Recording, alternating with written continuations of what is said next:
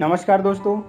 मनुष्यों के अलग अलग प्रकार हैं और उन प्रकारों के सहारे ही कोई मनुष्य ज़्यादा तरक्की करता है, कोई कम तरक्की करता है, कोई जीवन की दौड़ में बहुत आगे निकल जाता है और कोई जीवन की दौड़ में बहुत पीछे रह जाता है। रामकृष्ण परमहंस अपने शिष्यों के साथ टहल रहे थे। देखा कि एक जगह मछुए जाल फेंककर मछलियाँ पकड़ रहे हैं। एक मछुए के पास रामकृष्ण परमहंस खड़े हो गए और अपने शिष्यों से बोले, ध्यानपूर्वक इस जाल में फंसी हुई मछलियों की गतिविधियों को देखो। शिष्यों ने देखा कुछ मछलियां ऐसी हैं जो जाल में निश्चल पड़ी हैं तथा निकलने की कोई कोशिश नहीं कर रही, परंतु जाल में से ही कुछ मछलियां ऐसी हैं जो निकलने की कोशिश तो कर रही हैं, परंतु उन्हें सफलता नहीं मिल रही और कुछ जाल से मुक्त होकर उन्हें पानी में क्रीड़ा कर रही हैं।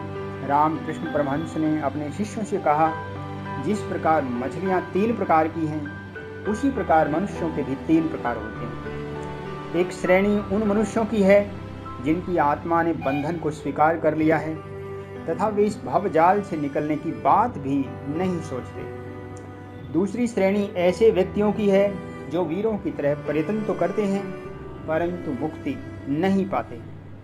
और तीसरी श्रेणी उन लोगों की है जो बहुत उत्तम श्रेणी का प्रयत्न करके अंततः मुक्ति प्राप्त कर ही लेते हैं। इतने में एक शिष्य बोला, गुरुदेव, एक श्रेणी और होती है जिसके संबंध में आपने नहीं बताया।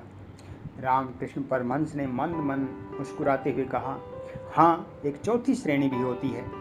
रामकृष्ण परमहंस बोले, इस श्रेणी के मनुष्य उन मछलियों के समान हैं जो जाल के निकट ही नहीं आती और इस तरह उनके फंसने का प्रश्न ही नहीं उठता।